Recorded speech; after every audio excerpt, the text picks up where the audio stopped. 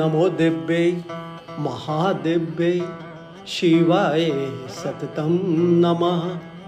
नमः प्रकृते भद्राय नीतप्रन्त अस्मताम्।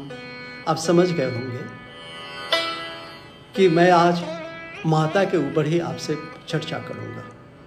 सर्वप्रथम चर्चा शुरू करने के पहले मैं अपने गुरु को कोटि कोटि प्रणाम करते हुए मैं मार्कंडेय जी और वेद व्यास जी को भी प्रणाम करता हूँ, जिनकी रचना से हमें ये ज्ञान हुआ है।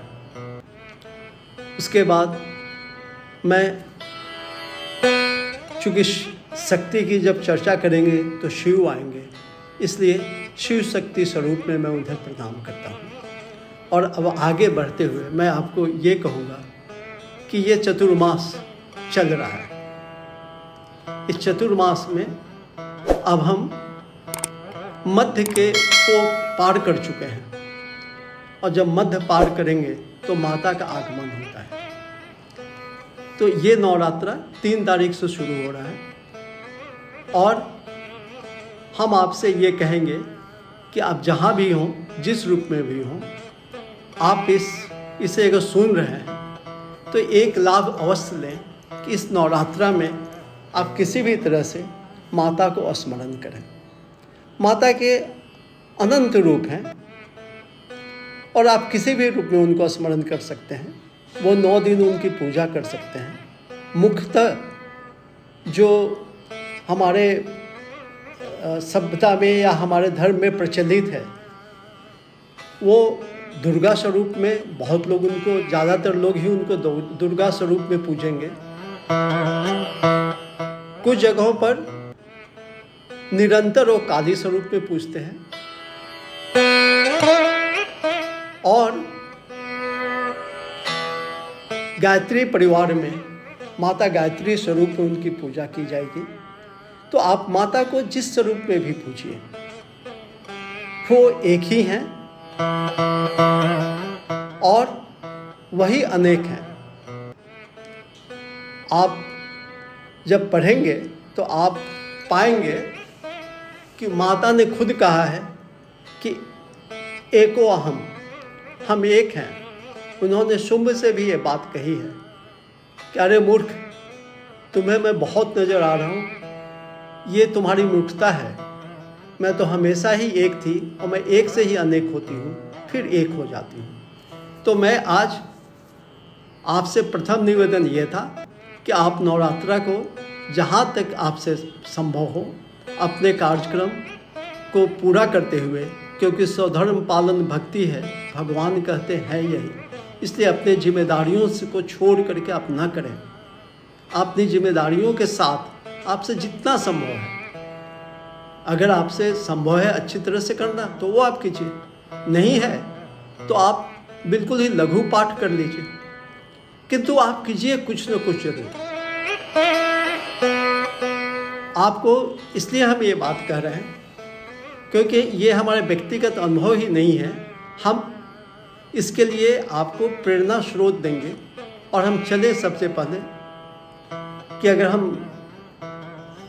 ये बात करें कि श्री राम ने भी माता का पूजन किया था रावण से युद्ध के पहले, और उसमें वो घटना आप पढ़े होइएगा, सुने होइएगा, नहीं तो आज जान लीजिए।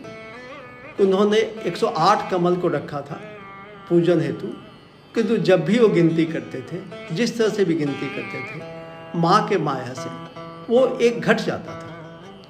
परेशान होकर के मुहूर्त निकलते हुए देखकर, चूँकि लोग उनको कमल नयनधारी कहते थे, तो उन्होंने अपने आँख को निकालने का फैसला लिया, और तीर जैसे ही उन्होंने उठाया तो माता प्रकट हुई, उनको रोका और उन्हें आशीर्वाद दिया।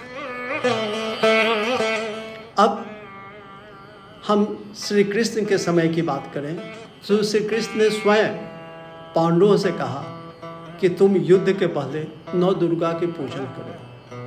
उन्होंने पूजन किया, और दोनों ही स्थिति में, चाहे राम रावण युद्ध हो या महाभारत युद्ध हो, विजय श्री किसको मिली ये आपको हमको सबको पता है। तो मैं ये कहूँगा कि अपने बहुत ही व्यस्त कार्यक्रम के बीच से थोड़ा सा समय आप जरूर निकालें। मैं यहाँ पर ज्ञान देने के लिए आपको नहीं आया हूँ, मैं आपको प्रेरित करने के लिए आया हूँ। हम इस मामले से जुड़े हुए एक बात आपको बताएंगे कि शायद आप स्वामी सत्यानंद सरस्वती का नाम सुना है नहीं, जिन्होंने बिहार स्कूल ऑफ योगा मुंगेर में स्थापना किया था और बाद में उन्होंने रिखिया धाम की स्थापना की। मुझे ये विस्तृत मैं नहीं कहूँगा क्योंकि वो बहुत विस्तृत हो जाएगा और विषय वस्तु से हम हट जाएंगे, तो हम आपको बिल्कुल संक्षिप्त में बताएंगे कि हमें उनके एक अनन्य भक्त ने कहा कि जब उनकी कथा कही, उनके बारे में बताया तो मेरी इच्छा हुई मिलने की, तो उन्होंने कहा कि नहीं, आप तो मिल ही नहीं सकते क्योंकि वो 12 वर्षों से किसी से मिलते नहीं हैं। लेकिन गुरु की कृपा, माँ का आशीर्वाद, मैं अचानक पहुंच गया मिलने के लिए। बहुत कठिनाइयों के बाद मेरी मुलाकात हुई और उन्होंने मुझे अपने शब्दों में कहा कि मैं योगी था, लेकिन योग एक बिल्कुल ऐसा लंबा वृक्ष होता है जिसमें फल नहीं लगता है, और इसलिए मैंने भक्ति मार्ग में जब अपनाया, उन्होंने भक्ति सागर पुस्तक है उनकी, उन्होंने मुझे उपहार स्वरूप दिया भी था। और हम आपसे भी कहेंगे कि अगर आप उनसे किसी तरह से भी ये हैं, जुड़े हुए हैं, तो उस पुस्तक को पढ़िए और उसमें उन्होंने नवरात्रा का महत्व बताया है। रिखिया धाम में खुद भी नवरात्रा मनाया जाता है, तो नवरात्रा का महत्व आपको यूट्यूब पर, फेसबुक पर और न जाने कहाँ, क्योंकि हम तो ज़्यादा सोशल मीडिया पे हैं नहीं, जैसे हम इवन फेसबुक पर भी नहीं हैं, क्योंकि हमें वक्त उतना नहीं मिल पाता है। जैसे आज ही आपके लिए ये करना, आपको प्रोत्साहित करने के लिए, ये संदेश बनाने के लिए कि मुझे समय निकालना पड़ा है, तो हम आपको ये कहेंगे कि पहली बात कि आप प्रेरित होइए कि हमें कुछ न कुछ करना है। क्या करेंगे वो मैं आगे कहूँगा, आपको जो सूट करे वही आप कीजिएगा। It's all your choice, there is no compulsion. और किसी को देख करके नहीं सोचना है, क्योंकि मैं फिर यही कहूँगा कि स्वधर्म पालन भक्ति है। आपको जो काम माता ने दिया है, आप नौकरी करते हो, आप व्यवसाय करते हो, आप प्रोफेशनल्स हो, आप अपना काम कीजिए। वो काम भी एक तरह की भक्ति है। अगर आप उसको ये समझ कर करते हैं कि नहीं, अभी ये काम मैं कर रहा हूँ, पहले तो कोई और करता था, बाद में कोई और करेगा, इसमें किसी भी प्रकार की अहम भाव की कोई बात नहीं है। आज कोई और है यहाँ, कल कोई और होगा, लेकिन हम आपको जो बताना चाहते हैं वो गूढ़ रहस्य बताना चाहते हैं। पहली बात कि वेद व्यास जी ने दोनों की रचना की। मार्कंडेय पुराण पर आधारित उन्होंने दुर्गा सप्तशती की रचना की और उन्होंने भागवत गीता के भी रचना किया। दोनों 700 श्लोक का है। आप सोचें कि दोनों में समानता क्या है। दोनों में समानता है कि दो मोहित व्यक्तियों को मोह से बाहर करना था। वहाँ गीता में अर्जुन है और यहाँ राजा सुरथ और वैश्य समाधि। तो हमारे सारे अज्ञानता का कारण है हमारा मोह। हम विवश हो जाते हैं, माया का प्रचंड वेग। माता कहती ही भी हैं, ज्ञानी नामा पी चेतांसी देवी भगवती ही सा बलादा कृष्ण मोहाय महामाया प्रेक्षति। तो बड़े बड़े ज्ञानियों को वो बरबस मोह के गर्त में धकेल देती हैं और हम आप तो बहुत ही साधारण हैं। तो आप पहला ये अगर निश्चय कर लिया है तो अब आप आगे समझ पाएंगे कि दुर्गा सप्तशती 700 श्लोकों का है, लेकिन उसके अलावे में आपको कवच और गला किलक अवश्य करना चाहिए शुरू करने के पहले। तो दुर्गा सप्तशती में 13 अध्याय क्यों? 3 चरित्र तो है उनका, लेकिन अध्याय 13 क्यों? 3 चरित्र तो सबके समझ में आता है, महाकाली, महालक्ष्मी, महासरस्वती। मैं भी इसके लिए बहुत विचलित हुआ कभी। फिर मैं सोचने लगा समझने की चेष्टा किया और बाद में माता की कृपा से, गुरु के आशीर्वाद से मुझे ज्ञान प्राप्त हुआ कि प्रथम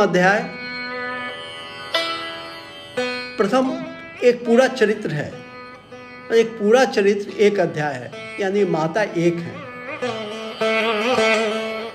दूसरा चरित्र को यानी मध्यम चरित्र को 3 अध्याय में प्रकट किया गया है, यानी 2 से 4। तो माता के 3 प्रमुख जो रूप हैं वो है महाकाली, महालक्ष्मी, महासरस्वती। और जो उनका तृतीय चरित्र है, जिसको आप महासरस्वती स्वरूप कहते हैं उनका, उसमें 9 अध्याय हैं जो 9 दुर्गाओं को रूपांकित करता है। तो इस तरह से 1 + 3 + 9 कुल 13 होते हैं। तो 13 अध्यायों से आप उनको पूर्ण रूप से समझ पाते हैं, जान पाते हैं। उसके अलावा में भी रहस्य हैं, 3 रहस्य भी हैं, वो भी आपके लिए ये है। अगर आप उसको भी पढ़ सकें, उसका भी पाठ कर सकें तो अच्छा रहेगा। तो सर्वप्रथम अगर आपसे संभव हो तो दुर्गा सप्तशती की एक पुस्तक ले लें। अगर आपके पास नहीं है तो है तब तो अति उत्तम। ऐसे अनेकों प्रकाशन के उपलब्ध हैं, लेकिन मुझे जो व्यक्तिगत तौर पर सबसे अच्छा लगता है वो है गीता प्रेस का। आप यदि ज़्यादा कुछ नहीं कर सकते हैं तो आप सिर्फ जो है सो माता को स्मरण कर लीजिए। अगर कुछ पाठ कर सकते हैं तो आप जो है सो कवच अर्गला किलक का कीजिए, सिद्ध कुंजिका स्त्रोतम का कीजिए और दुर्गा सप्तश्लोकी का कीजिए। दुर्गा सप्तश्लोकी खुद अपने आप में ही पूर्ण है। तो और क्षमा प्रार्थना यानी ये मस्ट है इसमें, क्योंकि हम जैसे भी हैं हमसे अनेक गलतियां होती हैं, जाने अनजाने। तो माता का आशीर्वाद पाने का, विशेष आशीर्वाद पाने का इससे बढ़िया समय कोई नहीं होता है। और इस बार का नवरात्रा ज़्यादा महत्वपूर्ण है क्योंकि हम महान युग परिवर्तन के बिल्कुल स्टार्टिंग पॉइंट पे हैं। पहले जो परिवर्तन होना था वो हो चुका है और अब जो शुरू हो रहा है, जो वेग उसका दिसंबर से थोड़ा तेज हो जाएगा, मार्च के बाद तो अति गतिशील हो जाएगा। तो हमें अपने दोनों कारण से, शक्ति के लिए और सुरक्षा के लिए भी ये करना आवश्यक है मेरे समझ से। और आप जो ये 9 दिन का करते हैं, ये 9 दिन पूरे साल के लिए आपको बिल्कुल ही तरोताज़ा कर देता है, क्योंकि 9 is a very important number, single digit का और लार्जेस्ट नंबर है। और इसलिए 9 डेज का जब हम कुछ करते हैं तो पूर्ण हो जाता है। उसके बाद वापस हम 1 से गिनती स्टार्ट करते हैं। तो हमें उम्मीद है कि माता के इस परम रहस्य को जानकर आप जो हैं प्रेरित होंगे और नवरात्रा में अपना किसी भी तरह से समय निकालकर माता को थोड़ा समय देंगे। और इसी हेतु मैं आपको ये वीडियो ये किया हूँ और मैं आप सबों को हैप्पी नवरात्रा कह करके जय माता दी इसको मैं यहीं पे रोकता हूँ।